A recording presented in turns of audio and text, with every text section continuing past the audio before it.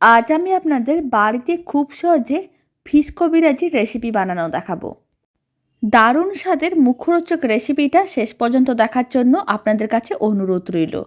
আশা করি আপনাদেরও খুবই ভালো লাগবে আর আপনারাও বাড়িতে খুব সহজে বানিয়ে নিতে পারবেন। রেসিপিটা শেষ পর্যন্ত দেখার জন্য আপনাদের কাছে অনুরোধ রইল। আর দেখেই বোঝা যাচ্ছে মাছের কবিরাজিটা খেতে কতটা ভালো হয়েছে। আপনারাও বাড়িতে বানিয়ে দেখতে পারেন। আশা করি আপনাদেরও খুবই ভালো লাগবে। নমস্কার, আমি রুমি। আপনাদের সব্বাইকে আবারও একটা দারুণ স্বাদের রেসিপিতে স্বাগত। রেসিপিটি বানানোর জন্য প্রথমে আমি এখানে দুটো মাছের টুকরো নিয়েছি। এখানে আমি এরকমই দুটো টুকরো নিয়েছি আর জল দিয়ে খুব ভালো করে ধুয়ে রেখেছিলাম। এখন আমি দিয়ে দিচ্ছি কিছুটা পরিমাণ লবণ, অল্প একটু লবণ দিয়ে দিলাম। আর আমি দিয়ে দিচ্ছি অল্প একটু হলুদ গুঁড়ো। লবণ হলুদ গুঁড়োটা খুব ভালো করে মিশিয়ে নিতে হবে। আপনারা চাইলে দিতেও পারেন, নাও দিতে পারেন। মানে লবণ ও হলুদ গুঁড়োটা চাইলে দিতেও পারেন বা নাও দিতে পারেন। তবে এখানে আমি লবণ ও হলুদ গুঁড়োটা খুব ভালো করে মিশিয়ে নিলাম। এবার কড়াইতে কিছুটা পরিমাণ জল নিয়ে জলটা ভালো করে গরম করে নিয়েছিলাম। এবার মাছের টুকরোগুলো গরম জলের মধ্যে দিয়ে দিতে হবে। তারপরে 5 মিনিট মিডিয়াম ফ্লেমে রান্না করে নিতে হবে। এতে মাছের টুকরোগুলো ভালো করে সেদ্ধ হয়ে যাবে। আর 2-3 মিনিট অন্তর মাছের টুকরোগুলোকে এইভাবে একটু উল্টে পাল্টে নিতে হবে। তাহলেই কিন্তু খুব ভালো করে সেদ্ধ হয়ে যাবে দুদিক দিয়েই। প্রায় 6 মিনিট মিডিয়াম টু হাই ফ্লেমে রান্না করে নিয়েছিলাম। মাছের টুকরোগুলো ভালো করে সেদ্ধ হয়ে গেছে। আর আপনারা দেখুন কালারটাও চেঞ্জ হয়ে গেছে, জলটাও শুকনো হয়ে গেছে। এই সময় একটু চেকও করে নিতে পারেন। আপনারা দেখুন খুব ভালো করে সেদ্ধ হয়ে গেছে, দেখেই বোঝা যাচ্ছে। এখন এই সেদ্ধ মাছের টুকরোগুলোকে একটা প্লেটে করে তুলে নিতে হবে। আর এই মাছের টুকরোগুলো সেদ্ধ করে নেওয়ার পরে এইভাবে একটু ম্যাশ করে নিতে হবে। এতে মাছের কাঁটাগুলো খুব ভালো করে বেছে নেওয়া যায়। দুটো মাছের টুকরোকেই খুব ভালো করে ম্যাশ করে নিচ্ছি।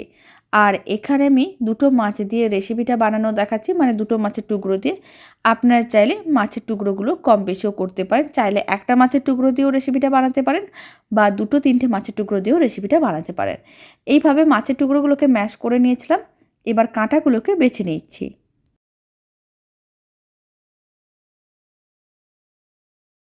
সমস্ত কাঁটাগুলো বেছে নিয়েছি। এবার আমি এক সাইডে রেখে দিচ্ছি। এবার একটা ফ্রাইং প্যানকে গ্যাসের ওভেনের ওপরে বসিয়ে দিয়েছি। ফ্রাইং প্যানের মধ্যে দিয়ে দিচ্ছি 2 চামচ সাদা তেল। এখন আমি দিয়ে দিচ্ছি একটা বড় সাইজের কুচনো পেঁয়াজ। একটু বেশি করে পেঁয়াজ দিলাম, এতে খেতে বেশ ভালো লাগবে। আর আমি দিয়ে দিচ্ছি বড় চামচের 1 চামচ আদা রসুন বাটা। এখন কুচনো পেঁয়াজ ও আদা রসুন বাটাটাকে প্রায় 2 থেকে 3 মিনিট এইভাবে নাড়াচাড়া করে একটু ভেজে নিতে হবে, যাতে মশলাগুলোর কাঁচা গন্ধ চলে যায়। 2 মিনিটের মতন রান্না করে নিয়েছিলাম। এখন আমি দিয়ে দিলাম 1 চামচের 4 ভাগের 1 ভাগ হলুদ গুঁড়ো, লঙ্কার গুঁড়োও দিয়ে দিলাম 1 চামচের 4 ভাগের 1 ভাগ। খুব ভালো করে হলুদ গুঁড়ো, লঙ্কার গুঁড়োটাকে মিশিয়ে আবারও মশলাটাকে একটু ভেজে নিতে হবে। 2 মিনিটের মতন নাড়াচাড়া করে নিয়েছিলাম, মশলাগুলো বেশ ভাজা ভাজা হয়ে গেছে। এখন আমি এর মধ্যে দিয়ে দিচ্ছি সেদ্ধ করে রাখা মাছ। যে মাছগুলোর কাঁটা বেছে রেখেছিলাম সেই সমস্ত মাছটা দিয়ে দিতে হবে। আর মশলার সঙ্গে খুব ভালো করে মিশিয়ে নিতে হবে। 2 থেকে 3 মিনিট রান্না করে নিতে হবে। এতে সেদ্ধ মাছটা ও মশলার সঙ্গে খুব ভালো করে মেশানোর পরে এইভাবে একটু ভাজা ভাজা হয়ে যাবে। এতে খেতেও অনেক বেশি ভালো লাগবে। প্রায় 3 মিনিটের মতন রান্না করে নিয়েছিলাম। এবার আমি এর মধ্যে দিয়ে দিচ্ছি একটা সেদ্ধ করে রাখা আলু। আলুটাকেও একইভাবে সেদ্ধ করে নেওয়ার পরে ম্যাশ করে নিয়েছিলাম। সেই সেদ্ধ আলুটাও দিয়ে দিলাম। খুব ভালো করে একসঙ্গে মিশিয়ে নিতে হবে। আর এখানে আমি মাছের কবিরাজিটা একটু অন্যভাবে বানাচ্ছি। আপনারা চাইলে এখানে সেদ্ধ আলুটা দিতেও পারেন, নাও দিতে পারেন। যেহেতু আমি অন্যরকম করে বানাচ্ছি তাই আমি এখানে সেদ্ধ আলু দিয়েই বানালাম। তবে আপনারা চাইলে নাও দিতে পারেন। খুব ভালো করে সেদ্ধ আলুটাও মেশানো হয়ে গেছে। এবার এইভাবে আবারও 2 মিনিটের মতন নাড়াচাড়া করে নিতে হবে। আর এই সময় আমি দিয়ে দিচ্ছি স্বাদ অনুযায়ী লবণ। এখানে আমি চা চামচের 3 ভাগের 1 ভাগ লবণ দিয়ে দিলাম। আর আমি দিয়ে দিচ্ছি সামান্য পরিমাণ গরম মশলার গুঁড়ো। এবার আমি লবণ ও গরম মশলার গুঁড়োটা খুব ভালো করে মিশিয়ে নেব। তারপরে এইভাবে আরও 2 মিনিটের মতন নাড়াচাড়া করে নেব। আর দিয়ে দিচ্ছি অল্প একটু কুচনো ধনেপাতা। ধনেপাতা পছন্দ হলে দেবেন, না পছন্দ হলে নাও দিতে পারেন। তবে অল্প একটু কুচনো ধনেপাতা দিলে খেতে কিন্তু অনেক বেশি ভালো লাগবে। এখন 2 মিনিটের মতন রান্না করে নিচ্ছি। বাড়িতে এই রেসিপিটা একদিন হলেও বানিয়ে দেখতে পারেন। খেতে কিন্তু খুবই ভালো হয়। আর বানানোও একেবারে সহজ। আশা করি আপনারাও খুব সহজে নিজের হাতেই বানিয়ে নিতে পারবেন। আরও 2 মিনিটের মতন রান্না করে নিয়েছিলাম। পুরটা কিন্তু বেশ শুকনো শুকনো হয়ে আসছে আর ফ্রাইং প্যানের থেকে আলাদা হয়ে যাচ্ছে। এখন ফ্লেমটা অফ করে দিতে হবে আর মিশ্রণটাকে ঠান্ডা করে নিতে হবে।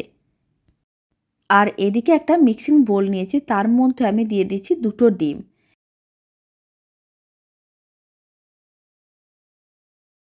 এবার ডিমের মধ্যে দিয়ে দিচ্ছি সামান্য পরিমাণ লবণ, ছোট চামচের 4 ভাগের 1 ভাগ। আর আমি দিয়ে দিচ্ছি 2 চামচ কর্নফ্লাওয়ার। এখানে আমি ছোট যে চা চামচগুলো হয় তার 2 চামচ কর্নফ্লাওয়ার দিলাম, বড় চামচ হলে 1 চামচ কর্নফ্লাওয়ার দিতে হবে। তারপরে খুব ভালো করে একসঙ্গে মিশিয়ে নিতে হবে। কর্নফ্লাওয়ারটা এই সময় খুব ভালো করে মেশাতে হবে যাতে কোনো রকমের দলা না থাকে। প্রায় 2 মিনিট মিশ্রণটাকে খুব ভালো করে এইভাবে মিশিয়ে নিয়েছিলাম। সমস্ত কিছু খুব ভালো করে মিশে গেছে। মিশ্রণটা একেবারেই রেডি। এবার এই মিশ্রণটাকে এক সাইডে রেখে দিচ্ছি। আর আগে থেকে আমি যে মাছের পুরটা রেডি করে নিয়েছিলাম সেই মাছের পুরের মধ্যে দিয়ে দিচ্ছি কিছুটা পরিমাণ বিস্কুটের গুঁড়ো। আপনারা চাইলে ব্রেড ক্রাম্বসও দিতে পারেন। আর এখানে আমি অল্প একটু বিস্কুটের গুঁড়োও দিয়ে দিলাম। বিস্কুটের গুঁড়োর মধ্যে অল্প একটু মিষ্টি ভাব থাকে, তাই আলাদা করে আগে থেকে চিনি দিইনি। এবার বিস্কুটের গুঁড়োটা খুব ভালো করে একসঙ্গে মিশিয়ে নিতে হবে।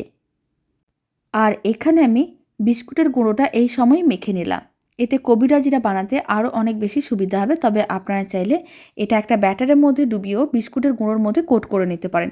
এতে সময়টা আরেকটু বেশি প্রয়োজন পড়বে। বিস্কুটের গুঁড়োটা খুব ভালো করে মিশিয়ে নেওয়া হয়ে গেছে। হাতে অল্প একটু তেল ব্রাশ করে নিয়েছিলাম। এবার কিছুটা করে মিশ্রণ নিতে হবে আর এইভাবে গোল বলের মতন করে বানিয়ে তারপর একটু লম্বা শেপ দিয়ে প্রেস করে চ্যাপ্টা করে নিতে হবে। সমস্ত কাটলেটগুলো একইভাবে রেডি করে নিতে হবে। এখন আমি আপনাদের আর একটা বানানো দেখিয়ে দেবো। তার জন্য আবারও কিছুটা পরিমাণ মিশ্রণ নিয়ে নিলাম, গোল বলের মতন করে বানিয়ে প্রেস করে চ্যাপ্টা করে নিতে হবে। প্রথমে বল বানাতে হবে, তারপর একটু লম্বা করে প্রেস করে চ্যাপ্টা করতে হবে। একইভাবে সমস্ত কাটলেটগুলো প্রথমে রেডি করে নিতে হবে। সমস্ত মাছের কাটলেটগুলো রেডি করা হয়ে গেছে। এবার এই কাটলেটগুলোকে প্রথমে ভেজে নিতে হবে। কড়াইতে কিছুটা পরিমাণ তেল নিয়েছিলাম, তেলটা মিডিয়াম ফ্লেমে গরম করে নিয়েছি। এখন আমি যে কাটলেটগুলো রেডি করে রেখেছি সেই সমস্ত কাটলেটগুলো গরম তেলের মধ্যে দিয়ে দিচ্ছি। আর এই মিডিয়াম ফ্লেমে কাটলেটগুলোকে উল্টে পাল্টে লাল লাল করে ভেজে নিতে হবে। যেহেতু আগে থেকেই মাছের পুরটা রান্না করা ছিল তাই খুব বেশি টাইমের প্রয়োজন পড়বে না। এইভাবেই উল্টে পাল্টে লাল লাল করে ভেজে নিলেই কিন্তু রেডি হয়ে যাবে, খুব বেশি টাইমেরও প্রয়োজন পড়বে না। প্রায় 6 মিনিটের মতন সময় প্রয়োজন পড়েছিল। মাছের কাটলেটগুলোকে উল্টে পাল্টে লাল লাল করে ভেজে নিয়েছিলাম। এবার এই মাছের কাটলেটগুলোকে তুলে একটা প্লেটের মধ্যে সার্ভ করে নিতে হবে। মাছের কবিরাজিগুলো বানানোর জন্য প্রথমে কিন্তু এইভাবে মাছের কাটলেটগুলোকে ভেজে নিতে হবে, তারপরে কবিরাজিটা রেডি করতে হবে। আপনারা চাইলে মাছের কাটলেটগুলো এইভাবেও একদিন বাড়িতে বানিয়ে দেখতে পারেন, খেতে কিন্তু বেশ ভালো হয়। আর বানানোর জন্য খুব বেশি সময়েরও প্রয়োজন পড়বে না।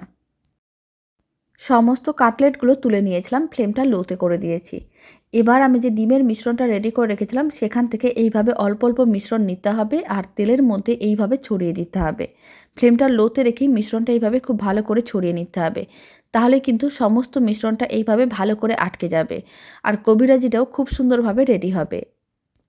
যদি ফ্লেমটা মিডিয়াম বা হাইতে থাকে তাহলে কিন্তু মিশ্রণটা অনেক তাড়াতাড়ি লাল হয়ে পুড়ে যেতে পারে, তাই লো ফ্লেমেই রাখতে হবে আর খুব ভালো করে মিশ্রণটা এইভাবে ছড়িয়ে দিতে হবে। যখন কিছুটা পরিমাণ মিশ্রণ এইভাবে ছড়ানো হয়ে যাবে, যে কাটলেটটা আমি আগে থেকে ভেজে রেখেছিলাম সেখান থেকে একটা কাটলেট নিয়ে নিতে হবে আর এইভাবে কাটলেটের সঙ্গে খুব ভালো করে আটকে নিতে হবে আর উল্টে পাল্টে লাল লাল করে ভেজে নিতে হবে। তাহলেই মাছের কবিরাজিটা একেবারেই রেডি হয়ে যাবে। আপনারাও বাড়িতে বানিয়ে দেখতে পারেন, খেতে কিন্তু বেশ ভালো হয়। এইভাবে খুব ভালো করে কভার করে নেওয়ার পরে ফ্লেমটা কিন্তু মিডিয়ামে করে দিতে হবে আর উল্টে পাল্টে লাল লাল করে ভেজে নিতে হবে। মিডিয়াম ফ্লেমে উল্টে পাল্টে লাল লাল করে ভেজে নিয়েছিলাম। মাছের কবিরাজিটা একেবারেই রেডি। এবার আমি তুলে একটা প্লেটের মধ্যে রেখে দিচ্ছি আর বাকি কবিরাজিগুলো একইভাবে রেডি করে নিতে হবে। আর মাছের কবিরাজির সঙ্গে আমি অল্প একটু কুচনো শসা আর অল্প একটু কুচনো পেঁয়াজ আর অল্প একটু টমেটো কেচাপ দিয়ে সার্ভ করে নিচ্ছি। এতে দেখতেও ভালো লাগবে আর খেতেও ভালো লাগবে।